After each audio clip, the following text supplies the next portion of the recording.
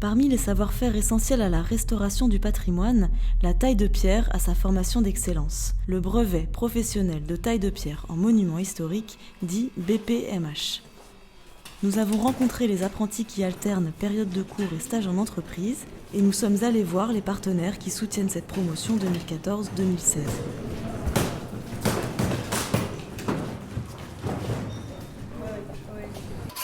Donc on se fait plusieurs repères à la sciyote.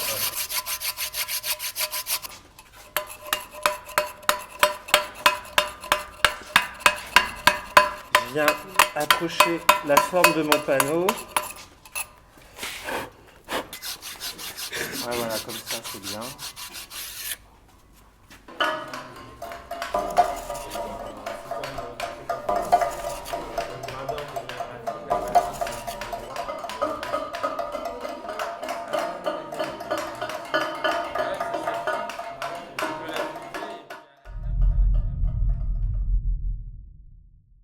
Le BPMH, c'est réellement la base, l'excellence dans le monument historique.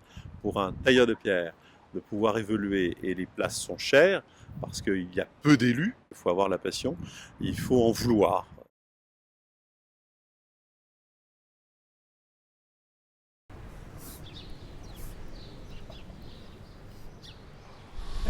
J'ai choisi le BPMH pour l'aspect historique, restauration, d'apprendre vraiment les techniques, de la taille de pierre dans les règles de l'art, de respecter les techniques anciennes. Je suis restée 6 ans en histoire de l'art et un peu tous les ans, je me remettais en question, est-ce que c'est ça que je veux faire, qu'est-ce que je vais faire, quel métier. Ça a été finalement assez long puisque je voulais être restauratrice à la sortie du bac et bon, j'ai mis 6 ans à faire un CAP. Je suis retournée à mon idée première, c'est vraiment l'aspect concret qui m'intéresse et de voir le résultat et toujours de transmettre des choses qui nous ont été données.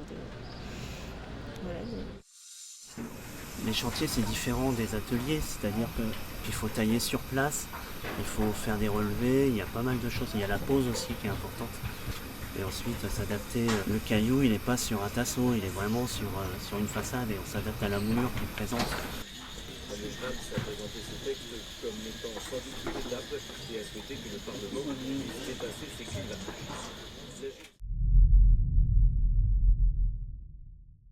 Ça nous a semblé intéressant de pouvoir aider ces jeunes concrètement, puisqu'ils vont être itinérants, donc ils vont se déplacer. On leur propose des caisses à outils qui vont leur permettre de travailler en fait, les matériaux avec tous les outils à l'intérieur.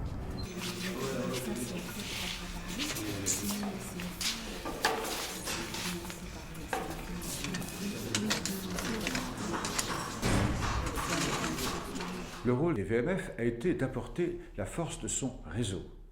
Et chacun sait que ce sont nos délégués qui animent ce réseau. Et donc dans déjà 2 départements, le Finistère et Paris, eh bien, des propriétaires présentés par les délégués ont accepté de recevoir ces apprentis. Et nous espérons beaucoup que d'autres départements se joindront à l'expérience.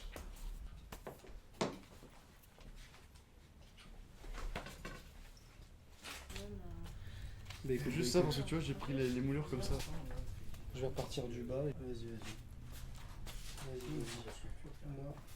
Le relevé chez particulier ou même faire des relevés en pleine rue, dans des églises, c'est un énorme investissement de temps. Ça permet de nous entraîner à ne pas oublier de côte, à soigner nos relevés. C'est un exercice indispensable. Quand on se retrouvera chez notre employeur sur un chantier et qu'il y a beaucoup de relevés à faire à chaque fois, on ne fera pas les mêmes erreurs. Tu sais, j'avais tout fait comme d'habitude à la côte au mètre.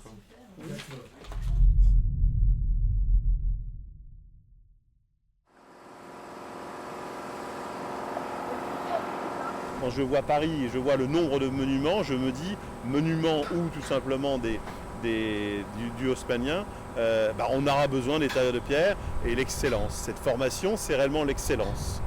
Le GMH, effectivement, avec ses 200 entreprises, il y en a sensiblement une centaine en taille de pierre, se doit de pouvoir faire de la formation, faire de l'apprentissage, parce que c'est notre vivier, et sans apprentissage, les entreprises, tout simplement, vont péricliter. C'est une voie qui permet, pour le coup, de développer véritablement l'entrepreneuriat. Dans un cas sur 2, ces artisans sont passés par l'apprentissage avant de devenir chefs d'entreprise. Quand on parle de transmission des savoirs, c'est que cette transmission, elle se fait à 2 niveaux finalement. C'est à la fois une transmission de savoir-faire et une transmission de savoir-être, une transmission de technique et une transmission de valeurs. Fais attention à l'arrière, tu t'en rapproches du bord.